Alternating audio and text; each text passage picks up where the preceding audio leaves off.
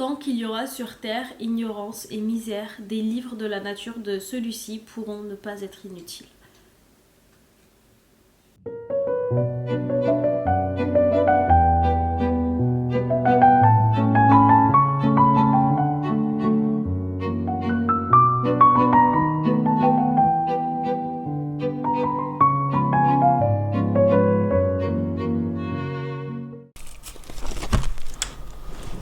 Good morning. Guys, il est 7h30 du matin. Oh mon dieu, mais je vous jure, je n'arrive plus à me lever tôt le matin. Putain, vous me voyez même pas, attendez. Voilà, et maintenant on dirait qu'on est dans un film d'horreur. Guys, j'espère que vous allez bien. J'espère que vous dormez bien. Guys, j'arrive plus à me réveiller les matins. Vous savez à quel point j'adore me lever tôt? Et bah j'arrive plus. Je vous jure, j'arrive plus. Genre mon max que je puisse faire en ce moment c'est vraiment 9h. J'arrive plus à me lever. Voilà, je mets des réveils mais j'arrive pas à sortir du lit. Parce qu'il fait un peu froid. Parce que dehors il fait nuit. Je sais pas, je sens que mon corps est beaucoup plus fatigué, tu vois. Franchement, c'est trop dur. Là, toute la semaine, je me suis vraiment dit, si samedi, encore une fois, tu te lèves pas, parce que ça fait un moment que j'ai envie de tourner cette vidéo où on se lève tôt, on lit Les Misérables. Ouais, guys, c'est bon, je saute le pas. Franchement, je me suis dit, je sens, tu vois, en ce moment qu'il me faut il me faut lire un bouquin là qui va me faire ressentir ce que Les Misérables m'a fait ressentir. Le problème étant qu'il n'y a que Les Misérables qui peut me faire ressentir ce qui m'a fait ressentir Les Misérables. Il est 7h30, soyez indulgents. Et en plus, je sais que les contenus bouquins et spécialement le contenu où je me lève tôt pour lire, c'est quelque chose qui vous plaît beaucoup. Bah merci. Et en plus, gars, je vous jure que je fais pas ça que pour le contenu parce que en fait, en réalité, se lever tôt pour lire, c'est vraiment... J'avais lu que se lever tôt pour lire, c'était mieux parce que apparemment t'enregistres mieux les informations, ton imagination travaille mieux. Par exemple, si on te fait la description d'un lieu, tu l'imagines dans ta tête, bah apparemment tu fais ça mieux le matin tôt, tu vois. Tu retiens mieux aussi les infos apparemment quand tu lis tôt le matin. Voilà, maintenant que ce soit vrai ou pas, je sais pas, mais en tout cas c'est des choses que j'avais lues. Et puis tout simplement, j'aime trop le mood du matin. Voilà, il fait nuit noire dehors. Je peux pas dire que tout le monde dort encore, mais en vrai c'est samedi, peut-être que tout le monde dort encore. Et puis on est en décembre, j'ai allumé mon petit sapin, j'ai envie de me faire un petit café et qu'on aille redécouvrir le trésor que nous a laissé Victor Hugo. Parce que vous savez à quel point j'adore Victor Hugo, vous savez à quel point j'adore Les Misérables. Je sais pas combien de fois j'ai dit cette phrase sur ma chaîne YouTube. Vous devez en avoir marre. Mais vous savez quoi? C'est pas grave parce que le nombre de personnes qui ont commencé à lire Les Misérables et qui ont lu tout pour Les Misérables parce que j'ai fait du forcing, bah ça vaut le coup. Parce que je le dirai toujours, s'il y a un livre, si on devait me dire là tu peux faire lire un livre au monde entier, ce serait quel livre? Bah ce serait Les Misérables. Ok, je sens qu'il y en a un qui veut sortir. Vous savez quoi? Exceptionnellement, je vais lui faire une petite balade. Je croyais qu'il allait dormir. De base, lui aussi, c'est pas un lève-tour en décembre. Je vais lui faire une petite balade pour qu'il puisse faire pipi. Je reviens, on fait notre café et on commence à lire. Je vais sortir à lire. Oh.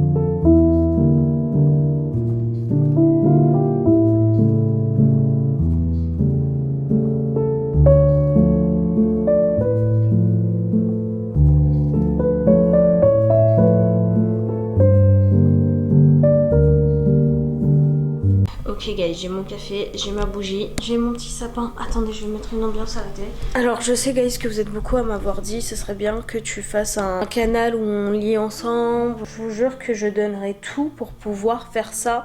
Le problème c'est que je peux pas parce que avec mon travail je sais jamais en fait quand est-ce que je vais lire, tu vois. Je vous jure, depuis que je travaille à mon compte, j'ai moins de temps pour lire que quand je travaillais dehors. Parce que dehors encore, quand je prenais les transports en commun et tout, vu que c'était quand même une grande partie de ma journée, bah je lisais au moins 2 heures par jour, tu vois. Alors que là, genre il y a des semaines où je n'ai pas le temps de lire parce que je suis trop fatiguée, tu vois. Et donc c'est pour ça que je peux pas faire de canal et c'est pour ça qu'on peut pas réellement lire ensemble, parce que si vous m'attendez pour lire, vous allez mettre un an à lire. Non, je rigole, évidemment ce sera pas un an, je compte vraiment lire Les Misérables. Dès que j'ai un petit moment, hop, je prends, je lis et tout. Bon, le but étant quand même de documenter ça, parce que la première fois j'ai lu ça seule dans ma chambre et je vous jure que j'ai fini en larmes. Je vous jure, j'ai fini en larmes, ça m'a trop émue. Je vous jure, vous allez dire putain mais elle en a pas marre, elle parle tout le temps du même. De toute façon, je pense qu'il y a que les gens très sensibles et ayant lu Les Misérables qui peuvent comprendre. Pas toutes les personnes qui ont lu Les Misérables, parce qu'il y a des gens qui ont lu et à qui ça a pas fait le même effet, et en vrai c'est normal, tu vois, chaque personne ne tire pas la même chose du même bouquin. Mais je pense sincèrement que les gens qui sont très sensibles, généralement, quand ils lisent Les Misérables, ça les marque. Donc guys, si vous voulez lire Les Misérables, commencez. Sautez le pas, vraiment, je sais que c'est un bouquin qui effraie beaucoup de monde, mais faut pas, je vous jure. C'est pas parce que c'est un grand classique et que c'est le classique en vrai que ça devrait vous effrayer. Enfin, je veux dire, ici vous êtes toutes et tous des personnes intelligentes. Donc voilà, commencez. Si vous commencez à vous rendre compte que c'est pas trop compréhensible pour vous, bah soit vous pouvez chercher une édition simplifiée, soit bah vous pouvez fermer le livre et faire étape par étape. Bref, j'arrête de parler parce que là on n'est pas là pour ça. Attendez, je vous cale. Ah, je vous ai montré l'ambiance que j'ai mis à la télé, regardez. Voilà. Allez, bon.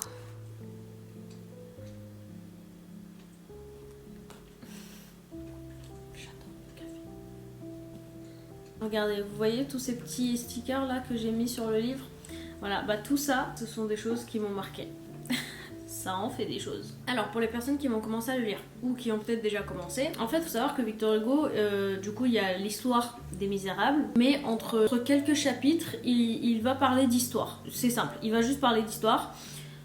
La première fois quand je l'ai lu, j'ai tout lu, j'ai lu tout le bouquin sans sauter quoi que ce soit et tout, mais du coup pour l'avoir fait, je vous le dis, voilà, vous n'êtes pas obligé de lire les moments où il parle d'histoire. Si ça vous intéresse pas et que vous trouvez ça trop longué, bah juste sautez en fait et lisez juste l'histoire du livre en fait. Vous pouvez, vraiment ça n'enlève rien, absolument rien à l'histoire. Mais moi je sais que cette fois-ci quand je vais me faire la relecture, les moments où il parle d'histoire, bah je vais pas lire parce qu'il parle d'histoire en fait, tu vois, c'est pas l'histoire du livre quoi. Alors moi j'ai l'édition classique, le livre de poche. Texte intégral, livredepoche.com et ça coûte 7,70€. Ça c'est le premier tome, ok?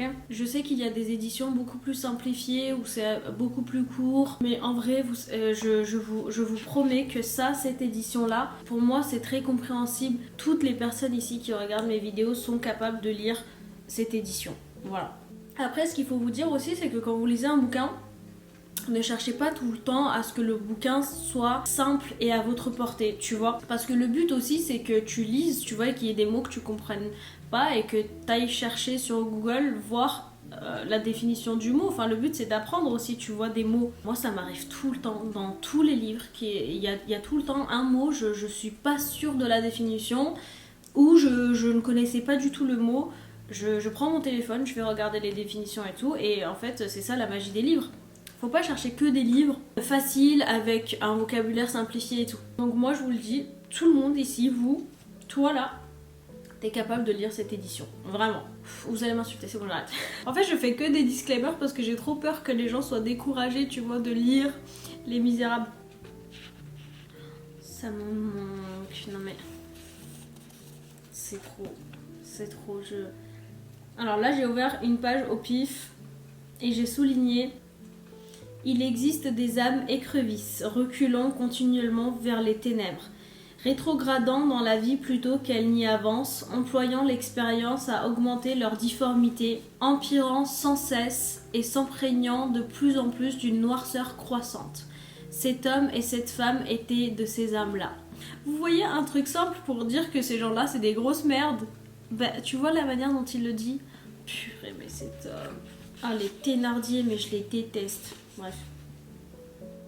Allez, c'est parti.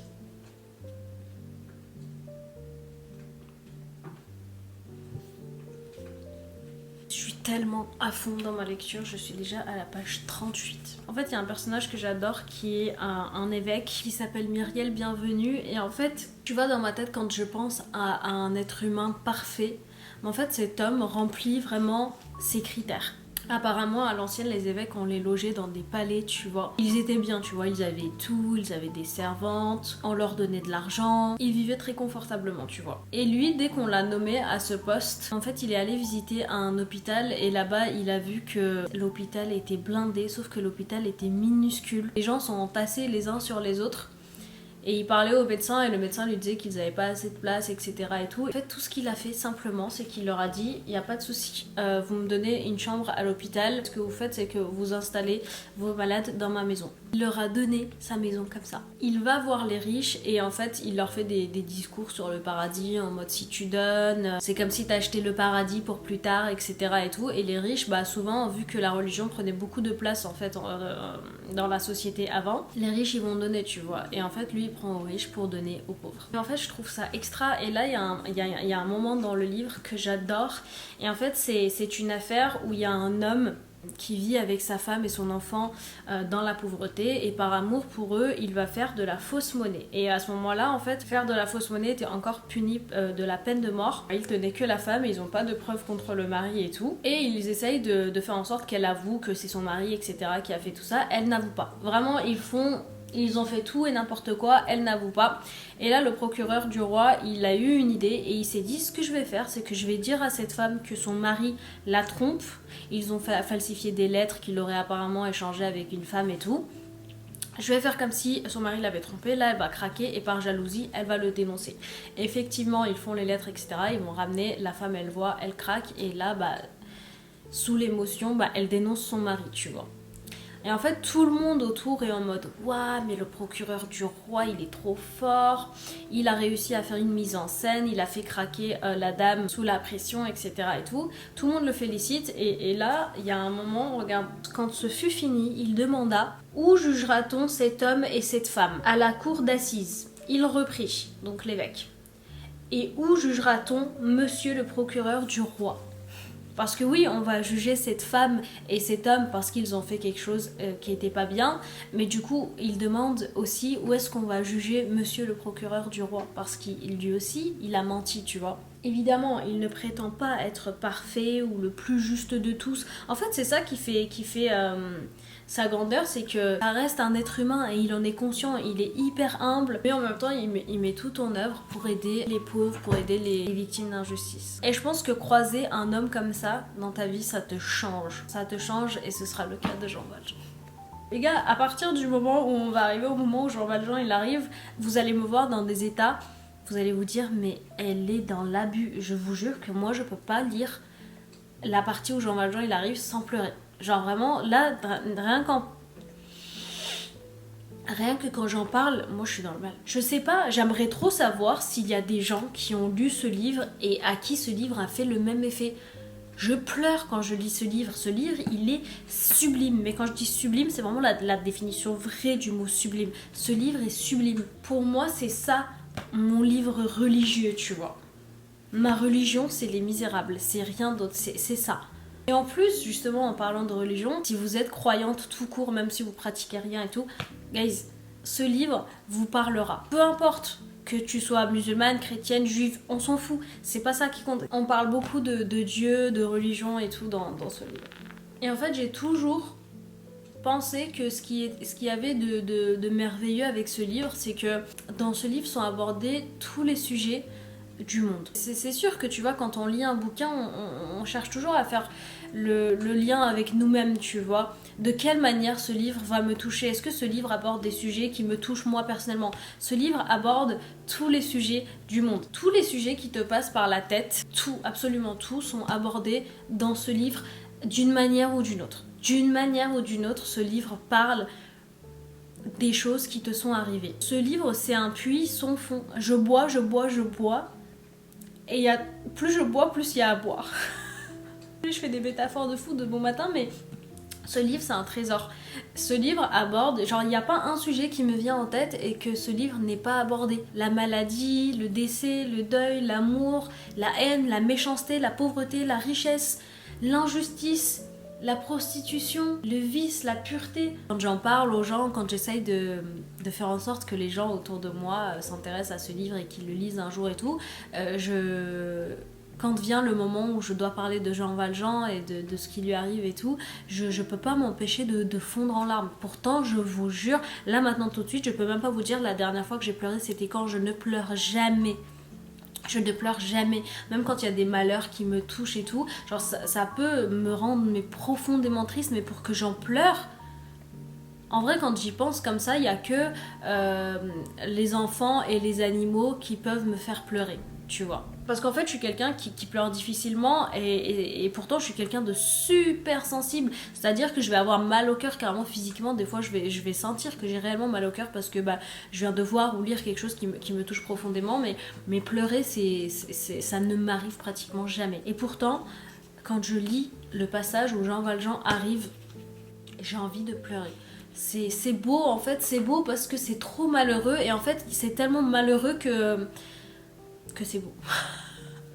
J'arrête, vous devez vous dire putain elle est complètement cinglée. S'il vous plaît ne vous désabonnez pas. Restez et regardez les vidéos, je veux dire Les Misérables, parce que peut-être que ça vous fera quelque chose et que ça vous donnera envie de relire ou de lire Les Misérables, je sais pas, mais je l'ai toujours dit et je le dirai toujours, si le monde entier lisait ce livre, le monde serait une place différente et meilleure. C'est sûr et certain. Je ne peux pas croire qu'il y a des êtres humains ayant un cœur et une conscience qui peuvent lire ce livre et et que ça ne les change pas. Je peux pas le croire. Vraiment. Faut vraiment avoir une pierre à la place du cœur pour lire ce bouquin et pour pas être ému, pour pas être touché par le sort des misérables en vrai.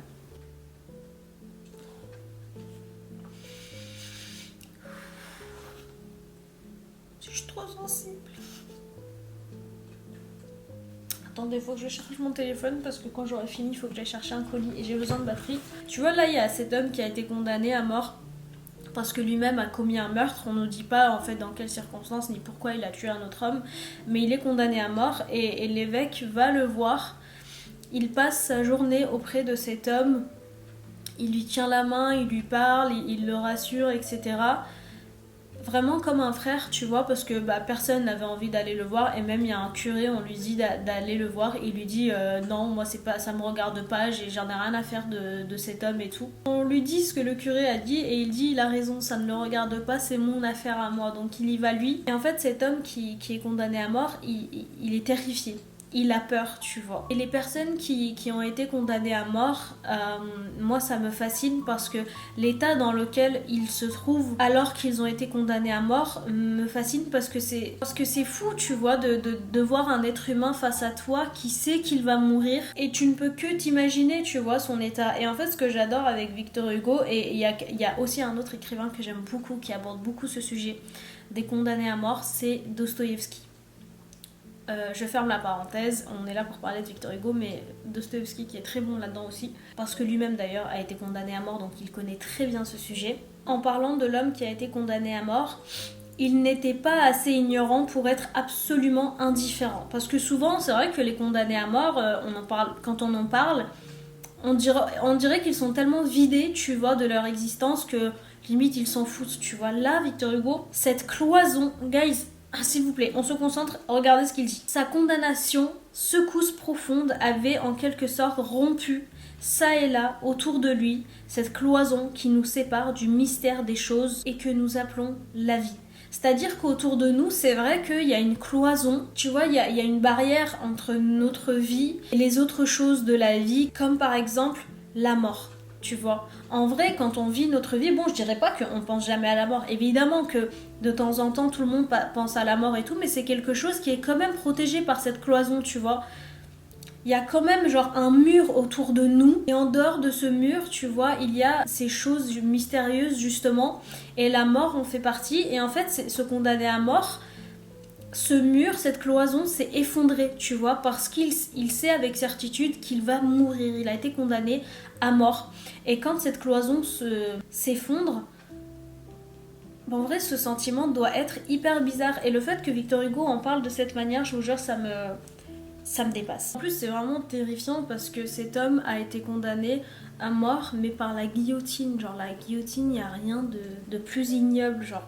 C'est fou qu'en tant qu'être humain, on ait fabriqué des choses comme la guillotine. Genre, faut vraiment être profondément dérangé. En fait, faut être vraiment un être humain pour pouvoir faire ça, tu vois. Regardez, là, il y a tout un passage que j'ai souligné. Victor Hugo, il a écrit « Comme les choses les plus sublimes sont souvent aussi les moins comprises ». Quant à l'évêque, avoir vu la guillotine fut pour lui un choc, et il fut longtemps à s'en remettre. C'est vrai que voir une guillotine, ça doit être quand même... Je sais pas si vous en avez déjà vu, je sais qu'il y a des expositions où il y en a et tout, mais c'est vrai que je pense que ça doit être vraiment affreux, surtout si tu sais que cette guillotine a servi, tu vois, ça a coupé... Est-ce que c'est too much si je vous lis ce passage que j'ai souligné? Parce que, je vous jure, il y a des passages comme ça que tu lis, et ensuite tu dois fermer le livre et tu dois juste penser, tu dois méditer sur ce que tu viens de lire. Moi, quand j'ai lu ce que je vais vous lire, je vous jure que j'ai vraiment dû fermer mon livre, rester comme ça et penser à ce que je venais de lire tellement que ça te frappe. Tu sais, c'est comme des fois tu te prends une gifle, je sais pas si ça vous est déjà arrivé, mais en fait tu te prends un coup et en fait tu mets un temps avant de réaliser ce qui vient de se passer, tu vois. Et je vous jure que ce passage, ça m'a fait exactement le même effet. Surtout que c'était quand même... Voilà, je venais de commencer Les Misérables au moment où j'ai lu ce passage et je me suis dit, ah ouais, je savais que ce livre abordait des sujets sérieux, je sentais qu'il y avait un truc de très sérieux dans ce livre, mais là, je savais pas que c'était à ce point. Écoutez, l'échafaud, en effet, quand il est là, dressé et debout, a quelque chose qui hallucine. On peut avoir une certaine indifférence sur la peine de mort, ne point se prononcer, dire oui et non, tant qu'on n'a pas vu de ses propres yeux une guillotine. Mais si l'on en rencontre une, la secousse est violente. Il faut se décider et prendre parti pour ou contre. La guillotine est la concrétion de la loi. Elle n'est pas neutre. La guillotine, elle n'est pas neutre. Toi, tu veux peut-être rester neutre, mais la guillotine, elle n'est pas neutre. Elle n'est pas neutre et ne vous permet pas de rester neutre. Qui l'aperçoit frissonne du plus mystérieux des frissons. Toutes les questions sociales dressent autour de ce couperet leur point d'interrogation. L'échafaud n'est pas une mécanique inerte faite de bois, de fer et de cordes. Il semble que ce soit une sorte d'être qui a je ne sais quelle sombre initiative. Et regardez comme là, il va vraiment personnifier l'échafaud, c'est-à-dire l'endroit où tu vas te présenter parce que c'est là que tu vas être exécuté. On dirait que cette charpente voit, que cette machine entend, que cette mécanique comprend, que ce bois et ce fer et ces cordes veulent. L'échafaud est une sorte de monstre fabriqué par le juge et par le charpentier, un spectre qui semble vivre d'une espèce de vie épouvantable faite de toute la mort qu'il a donnée. Genre c'est tellement terrifiant que parfois t'as l'impression que ces choses-là sont vivantes. En fait, l'évêque va être tellement accablé de la mort de ce prisonnier justement qu'il est allé voir, parce que je pense que, enfin c'est pas précisé, mais on dirait que c'est la première fois en fait qu'il va voir un condamné à mort et qu'il assiste en fait à son exécution.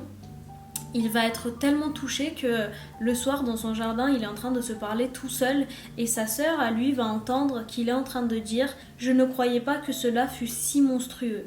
C'est un tort de s'absorber dans la loi divine au point de ne plus s'apercevoir de la loi humaine. » C'est fou parce que lui c'est un évêque et c'est un évêque qui dit que c'est mal en fait de se proclamer justicier des dieux au point où t'oublies que ce sont des êtres humains en fait en face de toi, tu vois.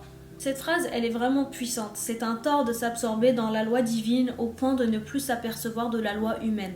La mort n'appartient qu'à Dieu. De quel droit les hommes touchent-ils à cette chose inconnue? Et pour les personnes qui connaissent Victor Hugo, savent à quel point toute sa vie, il s'est battu pour l'abolition de la peine de mort. Et vraiment, son combat contre la peine de mort me touche énormément. Je sais pas si vous avez lu, mais il y a un livre de lui qui s'appelle « Le dernier jour d'un condamné ». Je vous le conseille. Lisez-le, c'est magnifique. Bon guys, j'ai lu une 50aine de pages. Je savais que dès que j'allais reprendre ce livre entre mes mains, que ça allait un petit peu me chambouler. Mais franchement, je m'étais aussi dit que que tu vois, j'ai déjà lu le livre, donc ça se trouve, ça va peut-être pas me faire le même effet que la première fois. Je relis ce livre avec le même intérêt et la même avidité que la première fois. Et c'est fou qu'après tout ce temps, ce soit toujours le cas. Et je voulais aussi vous dire quelque chose. Peut-être, alors je ne suis pas sûre, vraiment je ne suis pas sûre, mais peut-être que dimanche prochain il n'y aura pas de vidéo sur la chaîne parce qu'à partir de demain j'ai ma meilleure amie qui vient chez moi pour la semaine et ensuite on part avec mon copain en Suisse, évidemment que je vais vous prendre avec nous, que je vais vlogger etc, mais en fait avec le repos que du coup forcé que je vais devoir prendre pour profiter des gens que j'aime, je suis pas sûre d'avoir le temps de monter un vlog parce que monter un vlog ça prend du temps, vous le savez. Du coup je suis pas sûre que dimanche prochain il y aura une vidéo. De toute façon je vous le reconfirmerai dans le canal Instagram, mais promis, si je vous poste pas dimanche j'essaierai de vous poster la semaine après, pas forcément dimanche mais genre au plus vite, voilà. Bref guys, merci d'avoir regardé cette vidéo, j'espère que ça vous donnera envie de lire Les Misérables pour les personnes qui l'ont jamais lu, de sauter le pas. Bon, je vous fais de gros bisous, merci d'avoir regardé la vidéo. Je vais commencer à monter la vidéo aujourd'hui parce que dites-vous qu'on est samedi et que je dois vous poster cette vidéo demain matin. Donc il faut vraiment que je me bouge et en même temps j'ai des tableaux à finir et il faut que je m'occupe de plein d'autres commandes pour les mettre en enveloppe pour envoyer et en même temps faire un grand ménage chez moi parce que demain il y a des gens qui viennent chez moi, j'ai tellement de choses à faire. Bref, je vous aime. Merci d'avoir regardé la vidéo.